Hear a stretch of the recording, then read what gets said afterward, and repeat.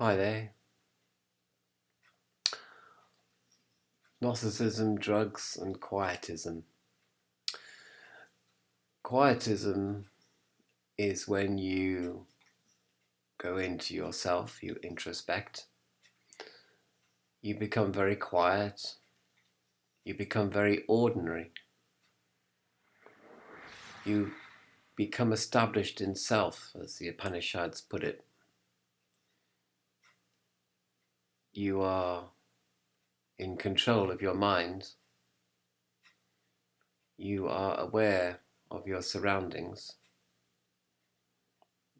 but you also have an awareness of the other, of otherness, of a feeling of devotion and opening of the heart to the Holy Spirit. Now, I must also say here that I would avoid all drugs that are white powders. Okay, just avoid them. I've never actually liked drugs because I like to remain in control.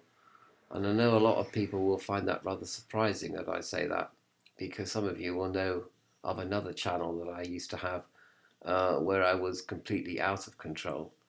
But of course, I like to teach using a variety of different methods, light and dark. But if YouTube, Google management don't like me using certain methods, then that's fair enough, because it's their network. It's a privately owned network, and you know, you just basically have to do as you're told, really. It's because it's their show and they're running it. So fair enough. But I don't really like losing control. I like to remain category aware as well. So I like to know where my mind is in respect of the categories that it's creating, and to remain objective and rational as well. I've never really liked drugs, THC, psilocybin. I've always hated them, really. I don't like the stream of consciousness that arises from trance, from being out of your head. I want to be in my head, not out of it. And I think that's where truth is to be found in your head, rather than going outside of it, rather than going into some, I know, bacchanalial frenzy, really. But I realise that most of spirituality is gained through bacchanalian frenzies and trances, and where yourself is bypassed, where you step out of the way and let this sort of energy flow through you. But I've never liked that. It's not me at all. I don't even really like alcohol now.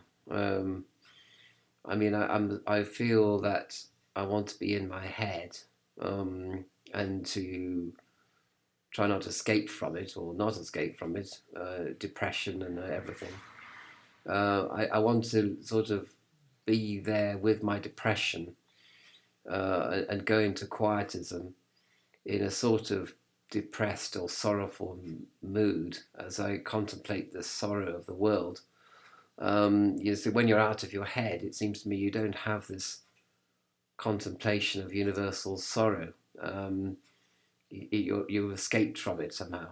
But I don't want to escape from this universal sorrow from the earth, as I've described it, as irredeemable, potentially irredeemable anyway. Certain elements of humanity are irredeemable.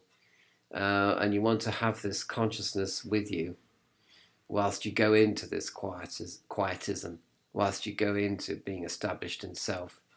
So you're sort of, how can I say it, not depressed, but you have a kind of, I think there's a German word for it,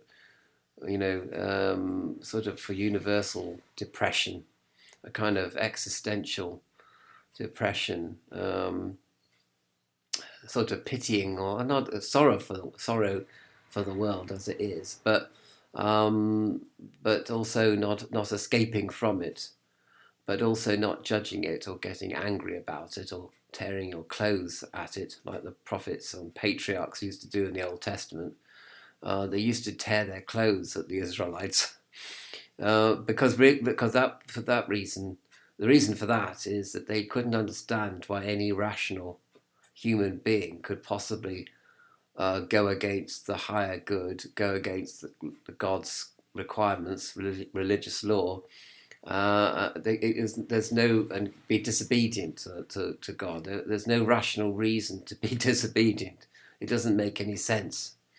So they used to get very angry with the Israelites because and the Jew and the Israelites because they just couldn't understand why anybody would be so irrational as to go against God. It doesn't make any sense. It's it's literal madness, really. And the only thing to do is to just tear your clothing in hopeless madness at the madness, because what else can you do, kind of thing. But of course, you have to go into forgiveness, I suppose. So you kind of tearing your clothes isn't an answer at all. It's not a solution. Although I think it probably had some pretty dramatic effect on your sinning Israelites. They might have said, "Why is this prophet tearing his clothes at us and shouting at us and saying we're all going to go to the lake of fire?" You might, some people have to be, they have to be disciplined using dramatic means. You can't sort of beat around the bush with some people. I'm afraid that because they're so insensitive that you have to literally, I don't know, take a stick to their back or something. It's like the only way of getting through to them. Do you know? Or you're just going to walk away and let them go to perdition on each to his own method of going there, sort of thing. So I don't know what that's got to do with being out of your head. Well, again, I don't want to be out of my head, so I don't want to scream and shout at my students. If I had any students, I would want to be tender and gentle with them, even the ones that were very sort of dull-witted and didn't know what was going on. I wanted to treat them as gently as I possibly could, really, because I think gentleness and forgiveness and kindness are rational characteristics to cultivate. And indeed, in many cases, they're the only rational response that you can give when everything is like is going into the abyss. Because you can't fight fire with fire in that case, or you can't fight the abyss with the abyss because you'll just miss. Anyway. So I don't want to get too into these kind of strange sayings either. So I think that quietism is a great way of meditating and to live a quiet life as well, and life which is not augmented by alcohol or any kind of drugs. So although I'm grateful that I've had experience with drugs, and grass and hashish and all this. I wouldn't recommend any of them. Tobacco.